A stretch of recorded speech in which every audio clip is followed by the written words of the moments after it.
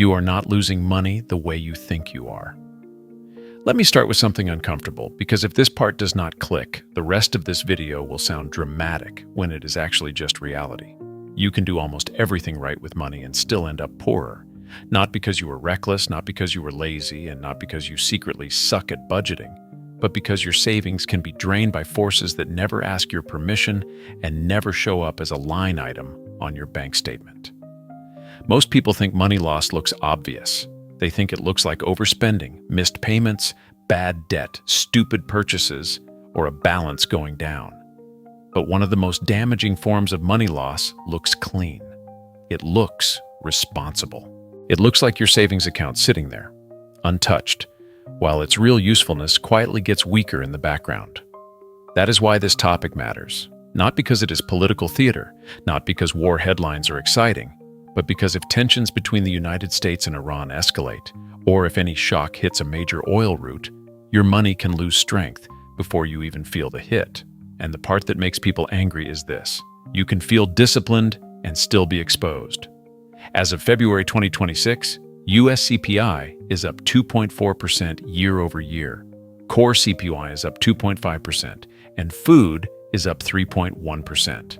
That is the normal-looking backdrop people are standing on right now. The problem is that normal-looking is exactly when people get psychologically lazy. They assume the money game is stable. They assume their emergency fund is a fixed wall. They assume a distant conflict belongs to foreign policy experts, not to their grocery budget. That assumption is where the trap starts. The distance trap. Your brain does something strange with faraway danger. It discounts it. A conflict in the Persian Gulf feels abstract. A higher grocery bill feels real. A tanker route sounds like a headline. A gas pump number feels like your life. But those are not separate stories. They are the same story, just at different stages. The U.S. Energy Information Administration states plainly that crude oil prices can be pushed around by events that threaten the flow of oil, including geopolitical developments, and that even uncertainty about future supply can raise volatility. In other words, markets do not wait for disaster to become fully real. They move on the possibility. That is why people get blindsided. They think nothing has happened yet. Meanwhile, prices are already beginning to price in what might happen next. So let's make this painfully specific. Imagine you are 38, you work full-time, you finally built $12,000 in cash savings. That number matters to you because it took restraint to build it. It meant saying no to trips, no to upgrades, no to random spending that looked harmless at the time. In your head, that $12,000 means one thing: safety. Then tensions rise. Maybe it is strikes, maybe it is a shipping scare, maybe it is just enough uncertainty to make traders nervous. Brent crude jumps. And yes, oil can move violently around Middle East conflict. EIA noted that after June 2025 strikes tied to Iran tensions, Brent spiked from about $69 to $79 in a week. And in March 2026, EIA said Brent had settled at $94 on March 9th, up about 50% from the beginning of the year amid military action and falling shipments through the Strait of Hormuz. EIA also said its forecast remained highly dependent on the duration of conflict and production outages. Now pause there, because this is where most people still miss it. Your account still says $12,000. You look fine. You are not fine. You are just early. First rehook. The number can stay the same while your safety shrinks. That is the part nobody teaches. Your bank balance can remain unchanged while your margin for error gets cut down underneath it. The first hit is obvious enough. Gas gets more expensive. Maybe it costs you another $40 or $60 a month. Annoying, but survivable. You adjust. You drive a little less. You stack errands. You tell yourself it is manageable. That is not the real damage. The real damage begins when energy bleeds into everything else. FRBSF has written that rising oil prices reduce household purchasing power and also raise the cost of producing domestic goods, which means the pain does not stay inside the energy category. It spreads. Trucks move food. Energy helps run warehouses. Higher transport and production costs leak into retail prices. Landlords face higher operating costs. Service providers get squeezed and pass part of it on. Then your life starts getting more expensive in 5 small places at once, instead of one obvious place all at once. And that is exactly why people miss it. People can handle one big pain better than 6 small, invisible ones. The real-life pain scene. Here is what that actually feels like in real life. It is 11:17 p.m. on a Wednesday. The house is quiet. You open your banking app because something has been bothering you all week, even though you have not said it out loud. Checking, fine. Savings, still there. Credit card, manageable. On paper, nothing looks catastrophic. Then you start replaying the last 10 days. Gas was higher. The grocery total felt weirdly heavy for bags that looked weirdly light. The power bill was not insane, just higher enough to annoy you. Your rent renewal email is sitting unread because you already know where that conversation is going. The kid needs sneakers. The car insurance auto-renewed higher than last cycle. Your paycheck did come in, but it landed and vanished with a speed that made you uncomfortable. That is the moment this topic becomes real. Not when a war starts on television. When you realize your money is arriving into a system where every category is suddenly slightly hungrier. And that feeling, that ugly little thought of, why does my savings not feel as strong as it should, is not you being dramatic. It is pattern recognition. Why your brain gets this wrong. Human beings are not built to naturally detect purchasing power erosion. We react to visible drops. If your balance falls, alarm. If your balance rises, relief. But nominal relief can hide real decline. That is why inflation quietly beats disciplined people. The reward system in your head responds to the visible number, not to what that number can actually buy. So if your high-yield savings account moves from $12,000 to $12,300, your brain wants to file that under progress. But if the cost of living moved faster than that, then emotionally you feel safer while financially you are not. This is not just abstract psychology talk. It is one reason so many responsible people feel confused. They are reading the wrong scoreboard. Second rehook. If oil spikes tomorrow, your savings does not save you the way you think it does. It buys time. That matters. But time is not the same as protection. Savings delays stress. It does not magically cancel inflation. And once you understand that distinction, your whole emergency fund strategy has to become more intelligent. Because the old rule most people memorized, just build 3 to 6 months and you're good, was built for a simpler, calmer, less connected environment. That does not mean it is useless. It means it is incomplete. The world you are budgeting inside now is more fragile than the advice you inherited. The 2026 reality check. If you are watching this in 2026, here is the reality check. Inflation is not exploding at the broad headline level right this second the way it did at prior peaks, but that is exactly why this conversation matters now, not later. February 2026 CP, I came in at 2.4%, with food at 3.1%, and EIA's March 2026 outlook said Brent crude would likely remain above $95 in the near term before easing later, with the path highly dependent on conflict assumptions. That means the baseline is not panic, but vulnerability. A lot of people only change behavior after the visible damage arrives. Smart people change before that, while it still feels a little boring and a little unnecessary. That is how resilience gets built. The wage illusion.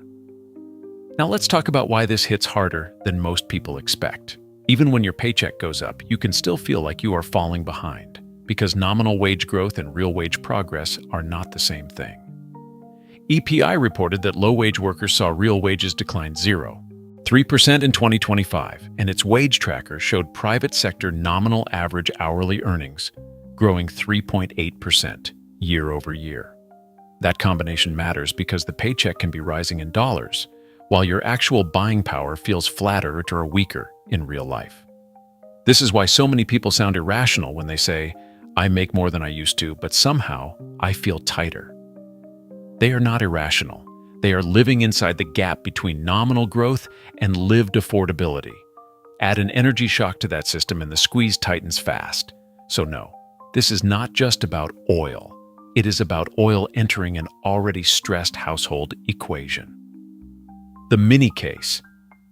Most people will recognize. Imagine two people. Both have $5,000 saved. Person A thinks, I'm finally safe. Person B thinks, this is a start, but I'm not done. Then an energy-driven inflation wave pushes living costs higher over the next year. Person A keeps the full $5,000 in cash, earns some interest, feels reassured by the slightly bigger number, but discovers that groceries, utilities, transportation, and insurance are absorbing that gain faster than expected. Person B keeps enough cash for immediate emergencies, but continues building the buffer and starts moving part of future excess into assets designed to resist inflation better over time. Same starting point. Different mindset, different outcome. The difference is not intelligence. It is not income alone. It is whether they understand that cash is a tool, not a shrine. Cash protects short-term flexibility. Too much cash, left there too long, becomes quiet exposure. The decision framework you can actually use. Here is the framework, simple and blunt. If your emergency fund is under 6 months of core expenses, you are exposed. That does not mean you failed. It means one shock plus rising prices can force decisions you do not want to make. If you have 6 to 9 months, you are stable but still vulnerable. You have breathing room, but inflation can still eat enough of that room to make you feel pressure sooner than expected. If you have 9 to 12 months, you are resilient. Not invincible, but resilient. You can absorb a shock, survive the ripple effects, and avoid turning every bad headline into a personal emergency. But do not stop there, because the size of the fund is only step 1. Step 2 is structure. Keep Tier 1 cash for immediate emergencies, roughly 1 month of true must-pay expenses. Keep Tier 2 and high-yield liquid reserves for the next several months. Then treat cash beyond that threshold as strategic capital, not decorative comfort.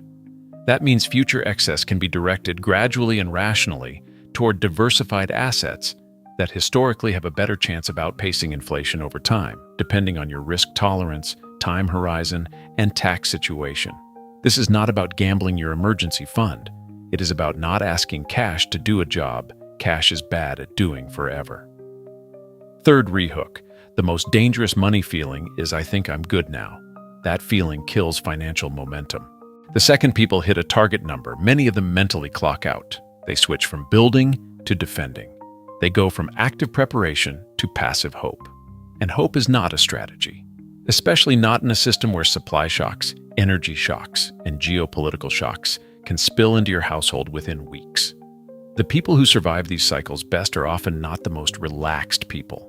They are the ones with a little edge, the ones who do not fully trust calm, the ones who keep building after everyone else says, "You're probably fine." There is a name for part of that mindset: defensive pessimism.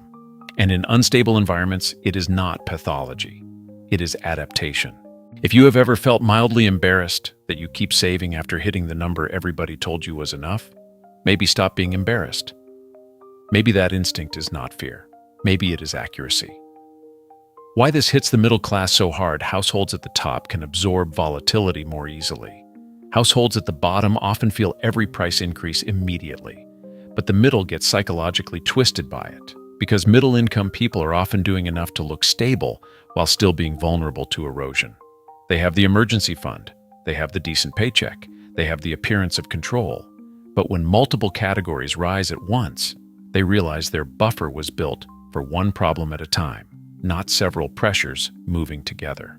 That is why so many people feel like they are doing everything right and still not getting ahead. They are not just managing behavior, they are absorbing a series of systemic downgrades. The memorable truth most people need to hear. Your savings account is not a vault outside the economy. It is inside the economy. It breathes the same air as oil markets, wage pressure, shipping costs, food prices, and inflation expectations. So when you hear war over there, translate it differently. Hear potential pressure on energy. Hear possible ripple.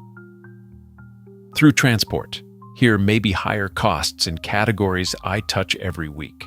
That does not mean panic. It means translation. Financial adults learn to translate headlines into household consequences faster than everyone else. What to do this week, not someday. First, calculate your core monthly burn, not your fantasy budget, your real must-pay number.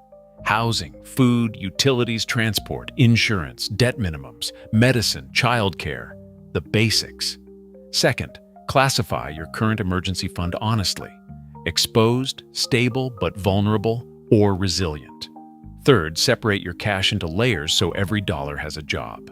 Fourth, if you are already above your resilience threshold, stop treating every extra dollar like it belongs in idle cash forever. Build a long-term inflation-aware allocation plan that matches your reality. Fifth, if your wages have gone up but your life still feels tighter, stop calling yourself bad with money before you check whether your real buying power has actually improved. And sixth, when geopolitical tension rises, do not wait for your personal finances to feel chaotic before you tighten your system. Tighten it while you still feel calm. That is the whole edge. The final reframe. The old personal finance story said everything depends on discipline.